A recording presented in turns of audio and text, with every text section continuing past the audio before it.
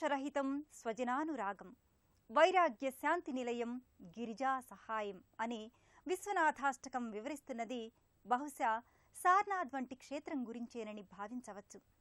ఉత్తరప్రదేశ్లోని ఈ సార్నాథ్ అనగానే మనకు బౌద్ధ ఆరామం ఉన్న మహాక్షేత్రంగా గుర్తుకు వస్తుంది.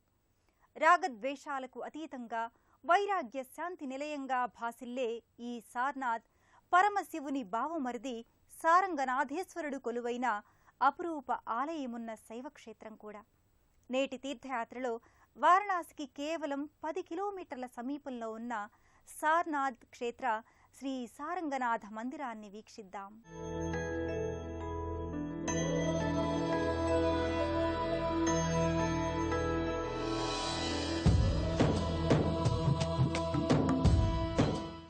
గంగాతరంగ రమణీయ జటాకలాపం, గౌరీ నిరంతర విభూషిత వామభాగం, నారాయణ ప్రియమనంగ మదాపహారం, వారాణసీపురపతిం భజ విశ్వనాథం. నిరంతరం గంగానదీ జలాలతో అభిషేకాలాడే విశ్వనాథ శివలింగం పరివేష్టితమైన కాశీపురానికి కేవలం 10 కిలోమీటర్ల దూరంలోనే ఒక వేదికపై 2 శివలింగాలు ప్రతిష్ఠితమైన పావన క్షేత్రం సారనాథ్. శాంతమూర్తి గౌతమ బుద్ధుని ప్రశాంత నిలయమే ఈ సారనాథ్. ఆ సువిశాల ప్రాంతంలో సారంగనాథ్గా పిలిపించుకుంటూ కొలిపించుకుంటున్న పరమశివుడు లింగరూపాన 2 శివలింగాలు జంటగా ఈ ఆలయంలో దర్శనమిస్తాయి. వారణాసి ప్రాంతాన అతి ప్రాచీనమైన శివమందిరంగా ఈ సారంగనాథ ఆలయానికి పేరుంది. ఎంతో చారిత్రక పౌరాణిక ప్రాశస్త్యం ఈ ఆలయ విశేషంగా ఇక్కడి వాళ్లు వివరిస్తున్నారు. శివపార్వతుల విడది కోసం పార్వతీదేవి సోదరుడైన సారంగముని ఈ ప్రాంతాన్నెంచుకొని ఇక్కడికి విచ్చేయమని శివుణ్ణి ఆహ్వానించాడట. అంతటా ఆ పరమేశ్వరుడు శ్రావణమాసంలో ఇక్కడికి వచ్చి విడది చేశాడు అని భక్తుల విశ్వాసం. అందుకు ఆధ్యాత్మిక ప్రతీకగా ఈ దేవాలయం నెలకొందని స్థల పురాణం. వరసకు బావమరిదయ్యే సారంగముని పేరునే సారంగనాథేశ్వరునిగా ఇక్కడ శివుడు పూజలందుకుంటున్నాడు. ఒక శివలింగానికి చేసే అభిషేకాది అర్చనలు ఎంతో పుణ్యప్రదంగా భావిస్తున్న చోట ఇలా జంట శివలింగాలకు ఒకేసారి అభిషేకాది అర్చనలు గావిస్తే మరెంత పుణ్యఫలమో కదా అనే పరవశంతో భక్తులు దర్శించుకుంటారు ఈ క్షేత్రాన్ని. గర్భాలయంలో నెలకొన్న ఆ జంటలింగేశ్వరులకు ఆకాశధారాపాతంగా పైనుంచి వ్రేలాడే కలశాల నుంచి నిరంతర జలాభిషేకం జరుగుతూనే ఉంటుంది. అంతేనా? అంతవరకే సంతసిస్తాడా ఆ భవుడు? భక్తుల చేత స్వయంగా అభిషేకాలందుకుంటూ ఉంటాడు గంగాధరుడు. భక్తజనం తీసుకొచ్చే గంగాజలంతో అభిషేకిస్తే ఎంత మురిసిపోతాడో స్వామి. త్రిదళాల బిల్వపత్రాలతో అర్చిస్తే ఇంకెంత ఆనందిస్తాడో ఆ పార్వతీ పరమేశ్వరుడు. అందుకే శివభక్తులు గంగాజలాభిషేకం చేసి తమ వెంట తెచ్చుకున్న బిల్వపత్రాలతో శివునికిష్టమైన అర్కపుష్పమాలలతో అర్చిస్తారు. వారణాసి చుట్టుపక్కల ఎక్కడ చూసినా ఆలయాలు, దేవాలయాలు, వివిధ మందిరాలతో పరమ పావన స్థలిగా కనిపిస్తుంది. గంగానది ఒడ్డున ఎన్ని ఘాట్లో ఎన్నెన్ని గుడులో లెక్క పెట్టలేం. మన హైందవ జాతి సమకూర్చుకున్న ఎన్నో ఏళ్లనాటి సాంస్కృతిక సంపద అది. మన కళ్ళారా ఆ కాశీపురిని చూద్దాం. ఈ గంగానది ఉరుకుల పరుగుల్ని చూద్దాం. పంట పొలాలను తడిపి ధాన్య సిరులను పరమాన్న నైవేద్యానికి అన్నాన్ని పండించే జలధారల గంగామాతకు ఇచ్చే గంగాహారతి సన్నివేశాన్ని కనులారా చూద్దాం. గంగానది తటిపై దేవతామూర్తుల నెలవులను వీక్షిద్దాం. సారంగనాథేశ్వరుని ఆలయ దివ్య ప్రభను గాంచుదాం. స్కందపురాణంలో అద్భుత ఆధ్యాత్మిక పురంగా వర్ణించబడ్డ పురం కాశీ. ముల్లోకాలు ఒకే పురంలా ఏర్పడిన నాకెంతో ఇష్టమైన ప్రదేశం ఇది అని శంకరుడు సెలవిచ్చినది ఈ వారణాసినే. ప్రపంచంలోకెల్లా పురాతనమైన పురాణ ప్రాశస్త్య నగరాల్లో ఒకటిగా ఈ కాశీనగరి విఖ్యాతి నొందింది. నిత్యం గంగమ్మ ఉరుకుల పరుగులతో గంగాజల పరవళ్లతో పరవశించిపోతుంటుంది ఈ క్షేత్రం. గంగానదికి ఇచ్చే మహారతి చూసి తీరాల్సిందే తప్ప ఎవరెంతగా వర్ణించినా చాలదు. ఆ గంగానది ఒడ్డు ఎన్నో పవిత్ర స్థలాలకు గట్టు. ఎటు చూసినా జనం. భక్తుల నోట హర హర మహాదేవ శంభో శంకర అన్న జపం. కావళ్లు మోసే భక్తులు, తాము మొక్కుకున్న తీరుగా కాలినడకన వచ్చే జనం వారణాసిని సందర్శించుకొని అక్కడకు 10 కిలోమీటర్ల సమీపంలో ఉన్న సారనాథ్ దారి పడతారు.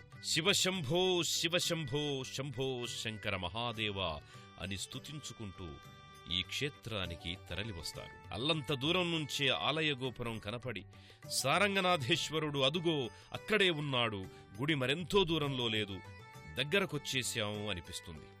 ఇస్లామియా నాగరశైలీయ ఆలయ ఆగమ నిర్మాణ శైలిల మిశ్రమంతో ఆలయ విమాన గోపురం కనబడుతుంది. దాని అగ్రభాగాన ఒక త్రిశూలం శైవాగమ రీతిని భూమండలానికి గగనతలానికి ప్రకటిస్తుంటుంది. గగనసీమలో షికార్లు చేసే ఆ తెల్లని మేఘాలు ఈ గోపురం దాపునకు వచ్చేటప్పటికి తెల్లని విభూతి రేఖలా కనిపించి ఆనందింపజేస్తాయి. శివుని నుదుట త్రిపుండ్రంలా అనిపించేలా అమరిపోతాయి. ఆలయానికి ముందర భాగాన ధ్వజస్తంభం వలె ఒక రాతి స్తంభం అలరారుతుంటుంది. దాని చెంతనే ఒక త్రిశూలం డమరుకాన్ని ధరించి ఉంటుంది. ఆలయ ప్రవేశంలోనే ఒక విరాట్ రూప నందీశ్వరుడు గోధూళివర్ణ శిలాకృతిగా ముంగాలిపై కూర్చొని ఉంటాడు. పరమశివుని అనుచరుడు నిత్య సేవకుడు అయిన నంది గోధుమ రంగు రాతిపై బహుసుందరంగా శిల్పితమై ఆకర్షిస్తుంటాడు. శివునికి చేసే సకలోపచారాలు శివవాహకునికి కూడా అన్నట్లు నందికి కూడా అభిషేకాదులు గావిస్తారు. అలా గర్భాలయంలోకి వెళితే ఒకే వేదికపై కొలువుదీరిన జంట శివలింగాల దర్శనం లభిస్తుంది. సారంగనాథేశ్వరునికి సకల ఫలపుష్పార్చనలతో చేసే అర్చన ఎంతో వైభవంగా కొనసాగుతుంది. ఈ జంట శివలింగాలకు వెనుక పంచనాగ ఫణీంద్రుని ప్రతిమ, డమరుకాన్ని ధరించిన త్రిశూలం ప్రతిష్ఠితమై ఉంటాయి. శివ ఆభూషణాలు, శివాయుధాలు సహితంగా నెలకొని ఉన్న జంటలింగాల గర్భాలయ దర్శనం పరమ పావనం. భరతభూమి పుత్రుల పరమ పవిత్ర తీర్థస్థలి వారణాసి. 12 జ్యోతిర్లింగాలలో 9వ జ్యోతిర్లింగం విరాజిల్లుతున్న క్షేత్రం ఈ కాశీ. ఈ చోటనే పరమపదిస్తే శివ కైవల్య ప్రాప్తి లభిస్తుందని ఎందరో నమ్ముతారు. అటువంటి పావన స్థలికి దాపుననే పార్వతీదేవి సహోదరుడు భవుని బావమరిది సారంగనాథుని ఆలయంలో అలరారే ఇతర దేవీ దేవతలను దర్శించుకుందాం. ఆలయ ముఖమందిరాన అలరారే శైవ పరివార దేవతలను కొలుచుకుందాం. ఆ ఉపాలయ దేవుళ్లకు జరిగే సకలోపచారాలను చూద్దాం.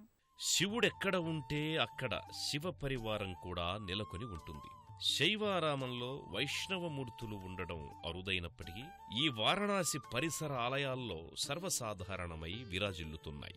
ఈ సారంగనాథేశ్వర ఆలయాన కూడా ఒకవైపు శైవాగమ దేవతలు, మరోవైపు వైష్ణవావతారమూర్తులు సందర్శకుల దర్శనార్థమై కొలువుదీరి ఉన్నారు. ఆలయ ముఖమంటపంలో ఒకవైపునున్న 3 చిరుమందిరాలలో ఒక సర్పరాజం తన పడగన ఛత్రం కింద వైద్యనాథేశ్వర శివలింగం ప్రతిష్ఠితమై ఉంది. ఆ లింగాకారానికి వెనుక ఆసీనుడై శివుని ప్రతిమారూపం కనిపిస్తుంది. ఆ పక్కనే శివపుత్రుడైన కార్తికేయుని పాలరాతి ప్రతిమ ఉంది. షణ్ముఖుడైన ఆ ఆర్ముగానికి ముందున్న 3 ముఖాలు దర్శనమవుతాయి. 3 చిరుమందిరాలలో పార్వతీదేవి కూర్చున్న భంగిమలో సకలాలంకృతయై వెండి కిరీటధారిణి అయి కనిపించి భక్తులను పరవశింపజేస్తుంది. భక్తులు అగరు ధూపంతో ఆ చిరుమూర్తులకు ధూపహారతులిచ్చి నమస్కృతులు చెల్లించుకుంటారు. సార్నాథ్లోని ఈ శివాలయంలో శైవాంశ సంభూతులే కాదు, విష్ణావతార దేవతలు కూడా దర్శనమిస్తున్నారు. శివాయ విష్ణురూపాయ విష్ణురూపాయ శివః అన్నట్లు శివకేశవుల భేదం మానవుల మనస్సులలోనే తప్ప దైవాల మధ్య కాదని అనేక ఆలయాలు రుజువు చేస్తున్నాయి. ఆ పరంపరలోనే ఈ సారంగనాథేశ్వరుని కోవెలలో యుగానికో అవతారుడైన శ్రీమహావిష్ణువు పలు అవతారమూర్తులు ఉపాలయ దేవతలుగా ఉపస్థితులయ్యున్నారు. శ్రీ లక్ష్మీనారాయణులు ఇరువురూ కలిసి స్థానక భంగిమలో ఉన్న ఒక చక్కటి విగ్రహం ఎంతో సుందరంగా అలంకృతమై భక్తుల పూజలందుకుంటోంది. భక్తులే హారతి నివేదనలిచ్చి ఆ స్వామి కరుణా కటాక్షాలు పొందుతుంటారు. మరో మందిరాన త్రేతాయుగావతారుడు, పితృవాక్య పరిపాలకుడు, ఏకపత్నీ వ్రతుడు, లోకాభిరాముడు అయిన శ్రీరామచంద్రుడు కోదండరాముడై తన సతీ సహోదరుల సహితంగా ప్రతిష్ఠితుడై ఉంటాడు. రామభక్త వీర హనుమాన్ ఒక రాతిపై సింధూరవర్ణంలో అవ్యక్తమూర్తిగా తిరునామాలతో ఉంటాడు. సార్నాథ్ క్షేత్రానికి వెళ్లే మార్గం, సారంగనాథేశ్వరి కోవెలలో జరిగే ఉత్సవ సంరంభాలను గురించి తెలుసుకుందాం. సారనాథులో వెంచేసియున్న సారంగనాథేశ్వర ఆలయంలో ప్రతి సోమవారాలలో అలాగే మాస శివరాత్రుల్లో విశేషించి కార్తీక మాసాలలో ఎంతో వేడుకగా అభిషేకాదార్చనలు జరుగుతాయి. పరమశివుడు తన దేవి పార్వతితో కలిసి తన బావమరది సారంగమునీశ్వరుని కోరిక మేరకు శ్రావణమాసంలోనే ఇక్కడ బస చేశాడని పురాణ కథనం. అందుకే ఈ క్షేత్రంలో శ్రావణమాసంలో అధిక సంఖ్యలో భక్తులు తరలివస్తారు. శివునికిష్టమైన కార్తీక మాసంలో ఎంతో విశేషంగా పూజలు, ఉత్సవాలు జరుగుతాయి. గంగా స్నానం ఎంత పుణ్యప్రదమో ఆ గంగా తటాన నెలకొన్న శివదర్శనం మరెంతో ముక్తిదాయకం. ఒక శివలింగము విరాజిల్లే ఆలయ దర్శనమే ఎంతో పుణ్యఫలాన్ని కలిగిస్తుంటే, జంటలింగాల దర్శనం, అర్చన మరెంత పుణ్యఫలాన్ని కలిగిస్తుందో సారనాథ్ క్షేత్ర సారంగనాథేశ్వర దేవాలయ సందర్శకులకే ఎరుక. కరుణకు, కటాక్షానికి శివునికి మించిన దేవుళ్ళు ఇంకెవరుంటారు? అటువంటి శక్తివంతమైన శివుని కృప, దయ, కరుణ ఎల్లకాలము మనకు అందుతూనే ఉండాలని ఆశిద్దాం. మరో క్షేత్ర దర్శనంతో మళ్ళీ కలుసుకుందాం. అంతవరకు సెలవు. నమస్కారం.